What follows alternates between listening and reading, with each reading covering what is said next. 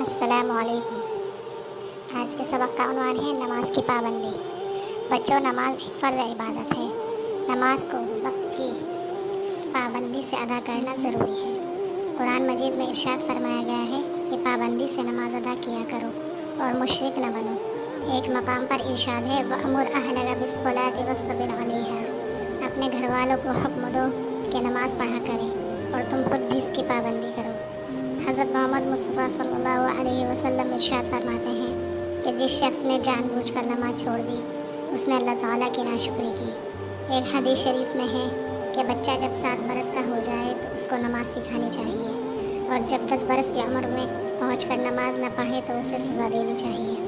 حضرت لقمان نے اپنے بیٹے کو دوسری نصیحتوں کے ساتھ یہ نصیحت بھی کی تھی، بیٹا نماز کی پابندی کرنا۔ نماز اکیلے بھی پڑھی جا سکتی ہے اور جماعت کے ساتھ بھی، لیکن جماعت سے نماز پڑھنے کی بڑی تاکید ہے اور ثواب بھی زیادہ ملتا ہے۔ ہر شخص کو چاہیے کہ جہاں تک ہو سکے نماز جماعت کے ساتھ ادا کرے۔